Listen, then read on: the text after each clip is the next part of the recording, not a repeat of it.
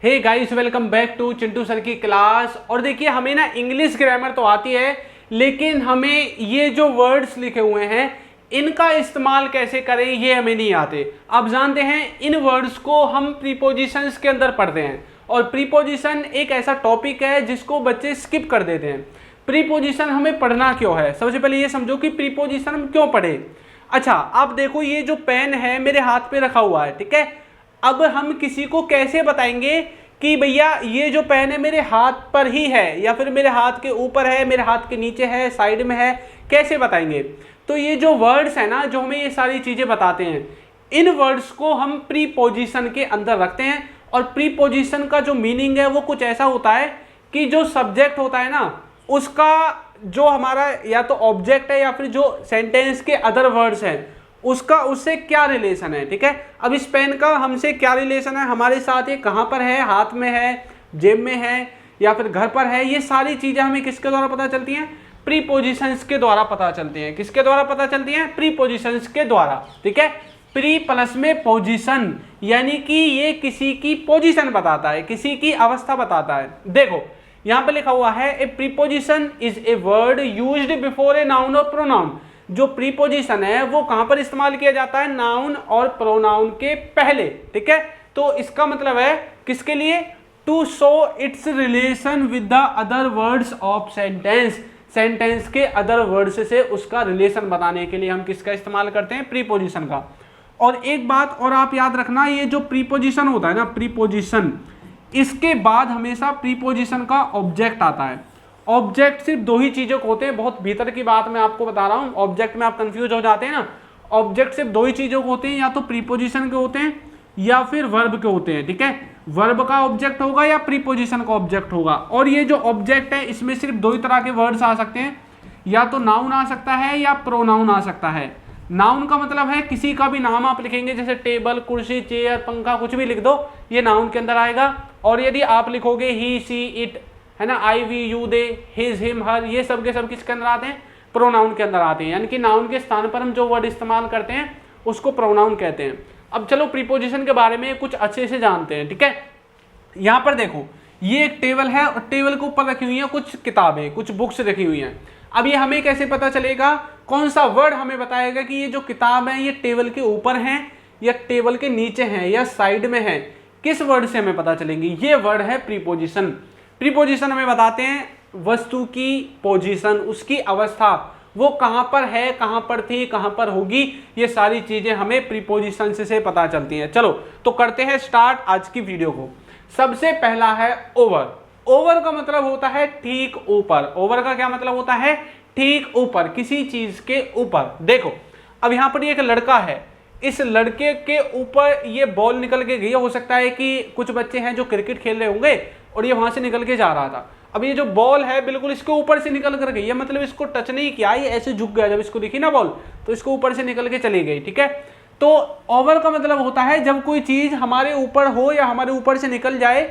हो सकता है कि एक जगह फिक्स हो लेकिन हमें छुए ना, ठीक है, बिना छुए हमारे ऊपर से निकल जाए या फिर हमारे ऊपर हो, तो उसको हम ओवर का जो है नाम देकर अपनी सेंटेंस को बनाएंगे। देखो यह गेंद सिर के ऊपर से निकल गई। अब ये बोल रहा है कि यार ये गेंद मेरे सिर के ऊपर से निकल गई, किसने मारी है गेंद, कौन खेल रहा है यहाँ पे क्रिकेट, ठीक है।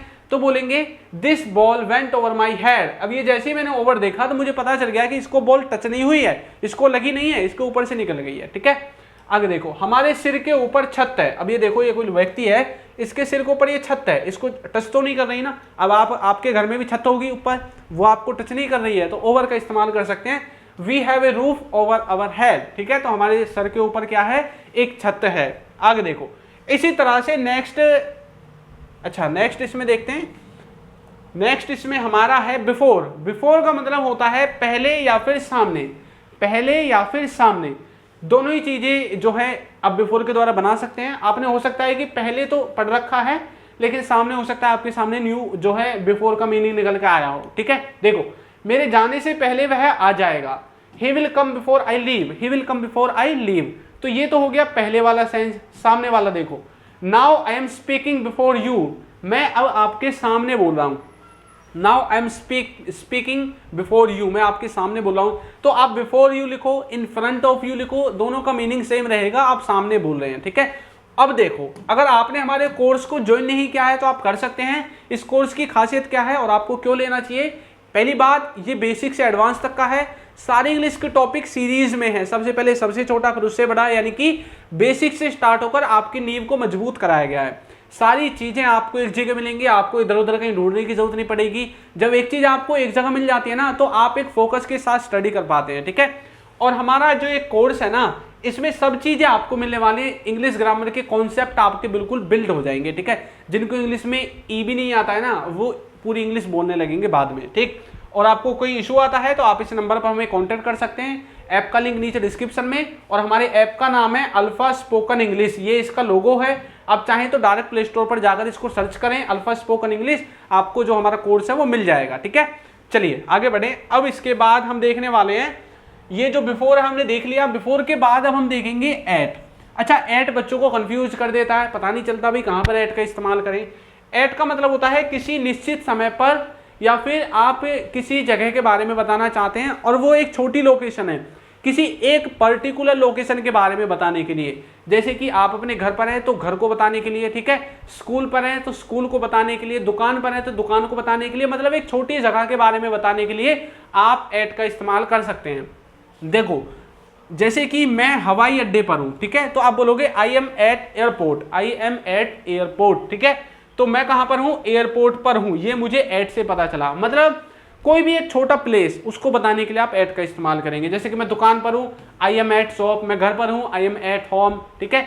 मैं स्कूल पर हूं, स्कूल में नहीं, स्कूल पर खड़ा हूं। जैसे स्कूल के बाहर खड़े होते हैं ना, कई बार आप डिलीवरी बॉय वगैरह होते हैं, आप उनसे कोई कुरियर वगैरह मंगाते हैं, ठीक है, तो बोलते हैं भाई मैं स्कूल पे खड़ा हूं, तो वो एट का इस्तेमाल करेंगे। I am at school, school में खड़े हैं तो आप फिर इन का इस्तेमाल करेंगे, I am in the school, ठीक है, मैं स्कूल में हूं। इस तरह से समय को बताने के लिए भी आप इसका इस्तेमाल कर सकते हैं। जैसे कि वो 5 बजे पैदा हुआ था, ही वॉज बोर्न एट 5, ठीक है, तो वो 5 बजे पैदा हुआ था। आगे देखो, इसके बाद है हमारा थ्रू आउट। थ्रू आउट का मतलब होता है पूरा या फिर सारा, पूरा समय या फिर सारा समय। जैसे कि उसके भाषण के दौरान हम पूरे समय क्या करते रहे? बात करते रहे, ठीक है। तो we were talking throughout his speech, we were talking throughout his speech. वह रात भर नहीं सो सका, वह रात भर नहीं सो सका।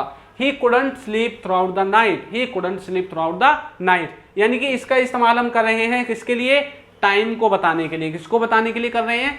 टाइम को बताने के लिए। आगे देखो, इसके बाद जो नेक्स्ट है वो है हमारा आफ्टर। आफ्टर का मतलब होता है बाद में या फिर किसी के पीछे पड़ना। जैसे आप किसी के पीछे पड़ जाते हैं ना, कई बार लड़का लड़की के पीछे या लड़की लड़के के पीछे, या फिर पुलिस चोर के पीछे भी पड़ जाती है, ठीक है। और एक मीनिंग है इसका बाद में, ये तो आपको आते ही होगा। देखो, वह अपने बाद, मतलब वह अपने दोस्तों के बाद पहुंचा, तो बोलोगे ही रीच्ड आफ्टर हिज फ्रेंड्स, मतलब वो अपने दोस्तों के बाद पहुंचा, मतलब उसके दोस्त पहले पहुंच चुके थे, उसके बाद वो पहुंचा था, ठीक है। पुलिस चोर के पीछे पड़ी थी, the police were after the thief, the police were after the thief. Police किसके पीछे पड़ी थी? चोर के पीछे पड़ी थी। और हाँ, अगर आपने हमारे टेलीग्राम जो ग्रुप है उसको ज्वाइन नहीं किया है ना, तो बहुत बड़ी गलती आप कर रहे हैं। हमारा जो टेलीग्राम जो ग्रुप है उसका नाम है इंग्लिश विद चिंटू, जो हमारे चैनल का नाम है। अगर आप टेलीग्राम चलाते हैं तो हमें इस ग्रुप में जरूर ज्वाइन करें। इसमें आपको जो हमारी पीडीएफ वगैरह है ना, वो सब कुछ मिलेगा, ठीक है। और फेसबुक और इंस्टाग्राम पर भी सेम ही नाम करके आप हमें फॉलो कर सकते हैं। कम से कम भैया इंस्टाग्राम पर तो फॉलो कर ही लेना, ठीक है। चलो आगे बढ़ते हैं। तो एट को हमने देख लिया है, थ्रू आउट देख लिया, आफ्टर देख लिया। इसके बाद हम देखने वाले हैं अपोजिट। अपोजिट का मतलब होता है अपोजिट डायरेक्शन, यानी कि विपरीत दिशा में, दूसरी तरफ, ठीक है। खेल का मैदान तुम्हारे घर के सामने है, तो मतलब घर के सामने का मतलब क्या है? यहाँ घर है, सामने मैदान है, मतलब अपोजिट डायरेक्शन में है, दूसरी तरफ है। The playground is opposite your house, ठीक है। उसकी गाड़ी स्कूल के सामने खड़ी है। His car is parked opposite to the school, तो उसकी गाड़ी देखिए भैया, ये रही, स्कूल के सामने खड़ी है और उनके घर के सामने ये रहा उनका प्लेग्राउंड, खेलने का स्थान, ठीक है। उसके बाद नेक्स्ट है हमारा ऑफ। एक होता है सिंगल एफ वाला ऑफ, एक होता है डबल एफ वाला ऑफ, ठीक है। तो ये डबल एफ वाला है, और डबल एफ वाले ऑफ का मतलब है कि आप किसी एक चीज को दूसरी चीज से अलग कर रहे हैं, ठीक है। तो किसी सतह से या किसी चीज से एक दूसरी चीज को अलग कर देना। जैसे कि मैंने लैपटॉप डेस्क से उठाया, इसका मतलब है कि जैसे ये लैपटॉप रखा हुआ था, मैंने जैसे इसको उठाऊंगा, ये लैपटॉप से और इस डेस्क से जो है मैंने लैपटॉप को क्या कर दिया, अलग कर दिया है, इस डेस्क को भी लैपटॉप से अलग कर दिया और लैपटॉप को इस टेबल से अलग कर दिया। ठीक है, देखो I picked his laptop off the desk. ठीक है, तो ऑफ कर दिया, अलग कर दिया। वहां से प्लेट हटा दो, तो move the plates off from there, move the plates off from there. ठीक है, तो इस तरह से आप इनका इस्तेमाल कर सकते हैं। नेक्स्ट है सिंस। सिंस का मतलब होता है से, जब आप किसी निश्चित समय को बताते हैं, सुबह से, शाम से, रात से, 2 बजे से, ठीक है, मई से, जून से, 2007 से, ऐसे वर्ड्स में आप सिंस का इस्तेमाल करेंगे।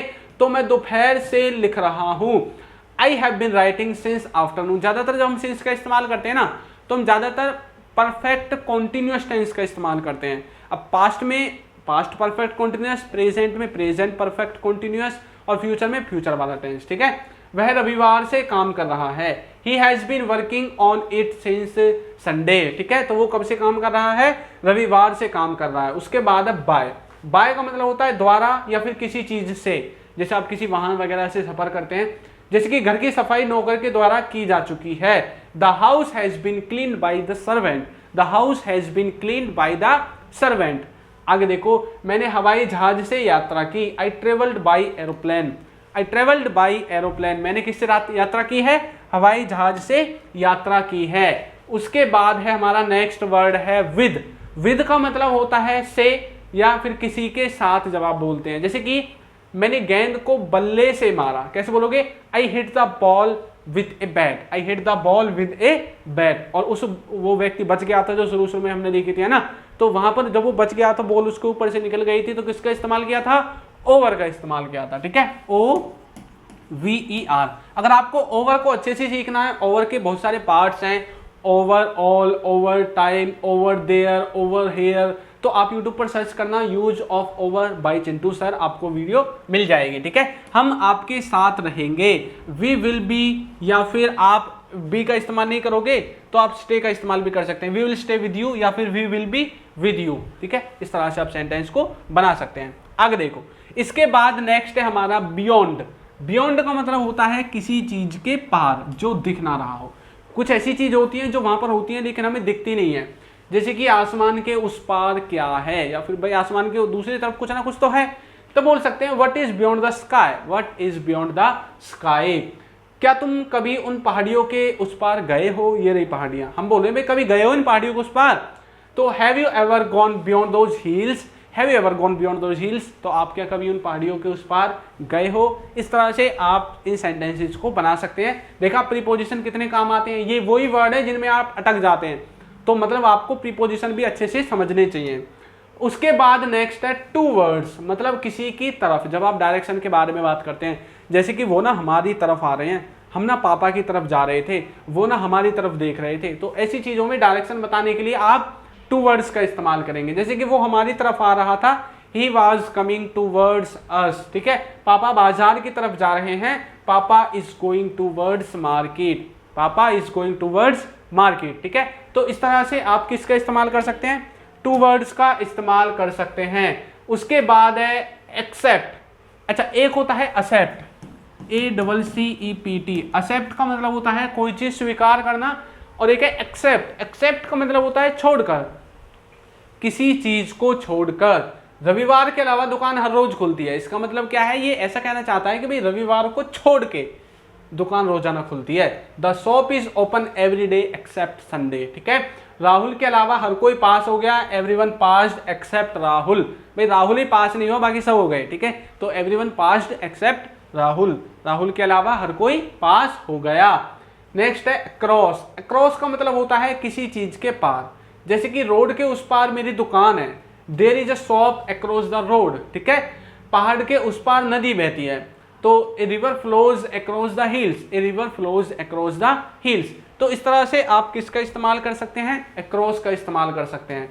उसके बाद है आउट ऑफ। आउट ऑफ का मतलब होता है किसी चीज के बाहर या फिर किसी चीज में से, जैसे कि वो गांव से बाहर कभी नहीं गया, तो बोलोगे he never went out of village. ठीक, उसे 50 में से 50 अंक मिले, ही गॉट 50 आउट ऑफ 50, बोलते हैं ना कई बार ऐसे। तो इस तरह से आप आउट ऑफ का इस्तेमाल कर सकते हैं। उसके बाद है राउंड। राउंड का मतलब होता है चारों तरफ या फिर चारों ओर, जैसे कि सूर्य के चारों तरफ पृथ्वी घूमती है, सब जानते हैं, तो बोलते हैं the earth moves round the sun, the earth moves round the sun. लोग घर के चारों ओर जमा हो गए। People gathered round the home, people gathered round the home. तो इस तरह से आप किसका इस्तेमाल कर सकते हैं, आप इस्तेमाल कर सकते हैं राउंड का, ठीक है। उसके बाद आता है अमंग, अमंग बोलते हैं, अमोंग बोलते हैं, कुछ ही बोल दो कोई दिक्कत नहीं है, ठीक है। इसका मतलब होता है बीच में, मोर देन टू पर्सन, जब दो लोगों से ज्यादा के बीच में बात होती है। जैसे कि वे खुद के बीच बात कर रहे थे। अब जैसे बहुत सारे बच्चे हैं जो क्लास में बैठे हुए हैं, अभी आपस में बातचीत कर रहे हैं, तो देखो दो से ज्यादा हैं, अगर दो होते तो हम बिटवीन का इस्तेमाल करते फिर, ठीक है। या फिर आप एक और होता है अमंगेस्ट, उसका इस्तेमाल कर सकते हैं। देखो दे वर टॉकिंग अमंग देमसेल्व्स, वे आपस में बात कर रहे थे।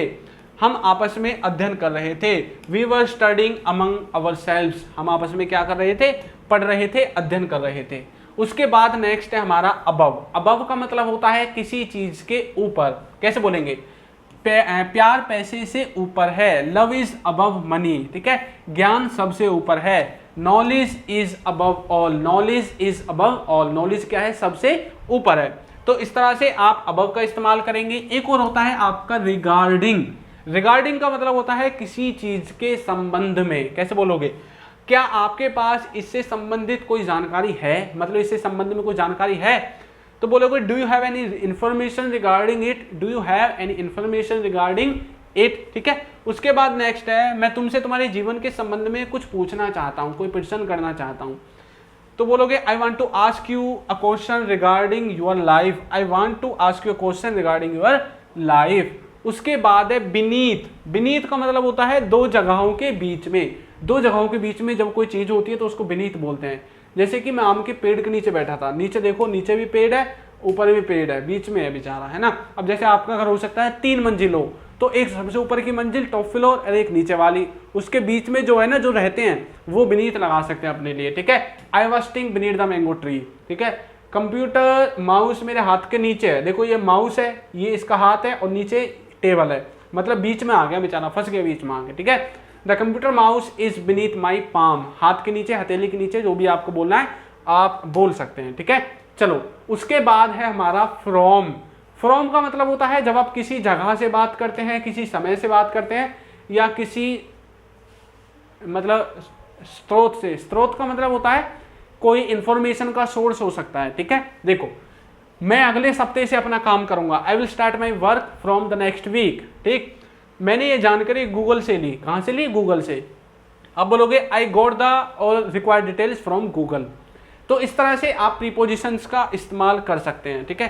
किसका इस्तेमाल कर सकते हैं, प्रीपोजिशंस का इस्तेमाल कर सकते हैं। और आप हमें टेलीग्राम पर ज्वाइन करना बिल्कुल ना भूले, इंग्लिश विद चिंटू के नाम से हमारा चैनल है, ठीक है, टेलीग्राम पर। और आप हमारे कोर्स को भी बाय कर सकते हैं, लिंक आपको नीचे डिस्क्रिप्शन में मिलेगा।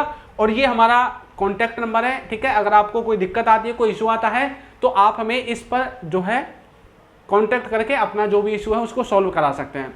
तो आपको वीडियो कैसी लगी है जरूर बताइएगा, और यदि अभी तक आपने हमारे चैनल को सब्सक्राइब नहीं किया है तो कर दीजिए, वीडियो को लाइक कर दीजिए और एक अच्छा सा कमेंट करना बिल्कुल ना भूलें। Thank you.